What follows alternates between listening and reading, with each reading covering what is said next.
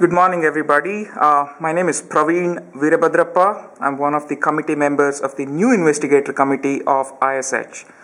Welcome to the video cast of ISH podcast. Today we have Professor Bruce Neal, the chair of Vascular Epidemiology and Prevention Center, the George Institute for Global Health. Welcome, Dr. Neal. Hi. What are some of the general impressions about the meeting? I think it's been a really interesting meeting. It's been lovely in Sydney, of course. The weather's been beautiful, the sun shone for us, but we've also had a really interesting set of scientific sessions. Okay. Are there any exciting studies that really captured your interest? There's been a whole lot of stuff, but one report that really captured my interest was a study using something that was they termed nutrition-wide association scanning to try and detect the effects of different nutrients on blood pressure. And the reason I found this interesting was twofold. First, because what it did was it took a methodology that we typically think of as something associated with genetics, so this sort of agnostic, hypothesis-free way of looking at data, and applied it in a completely novel setting. In addition to doing that, it turned up some findings which were interesting, new. They don't answer all the questions, but they certainly give us a whole bunch of new avenues for investigation.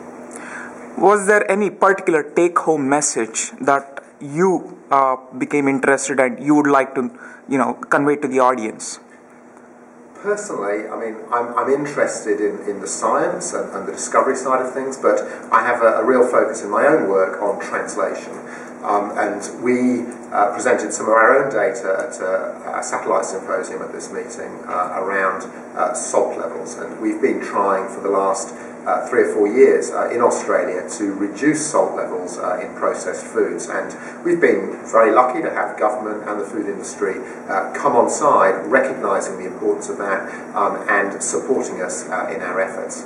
Now, as part of that, what we've been doing is bringing large-scale quantitative measurement of what's actually going on to the piece. And we presented some data which showed that, unfortunately, processed foods in Australia have actually got saltier over the last 4 years, despite all these good intentions. And if you translated the increase in salt consumption that would be likely to ensue from this into vascular outcomes, this would put another 2,000 deaths and about 4,000 more strokes and heart attacks directly at the door of the food industry. So for me, this was really important as an opportunity to put this out there and for us to start discussing how we're going to turn the good intentions of the food industry into real action that really does reduce the levels of salt in food. Fantastic. Was there any controversy that you observed during the meeting in any of the presentations or science that was presented? Look, there's always controversy, there's always great discussion. I don't think there was anything that really stood out for me as a major controversy, but I'm sure there'll be lots of people who will go away from this meeting with some new ideas, some new takes on their own data.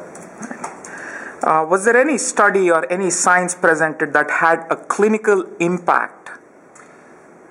So, there was lots of science with a clinical impact. What we don't have at this meeting are large new trials of blood pressure lowering drugs, which are, these drug trials are often the feature of large international meetings of this type. And I think this reflects two things. I think it reflects the fact that we already have a huge armoury of agents that are incredibly effective for lowering blood pressure in our patients. But it also reflects the lack of real, genuine, innovative discovery that's come through from the bench into the clinical sphere over the last 5 or 10 years. There do seem to be lots of opportunities out there, and it'll be interesting to see what happens. Very nice. Finally, was there any study that advances the understanding of hypertension from a global or a regional perspective? I think some of the most important data from a global perspective are the data that relate to translation. Both the sort of work that I described about the food supply, because As I say, we've made enormous advances in terms of blood pressure lowering drugs. We haven't really figured out to the same extent what is going on with the food supply. But I think the real opportunity now is in the translation of all this knowledge into clinical practice and figuring out ways that we can deliver effective blood pressure lowering through clinical interventions and through public health interventions in developed and developing countries is where the real opportunity now lies. Thank you so much, Dr. Neal. Thank you for your time. And this is Praveen, once again wishing you good luck and be strong. Thank you.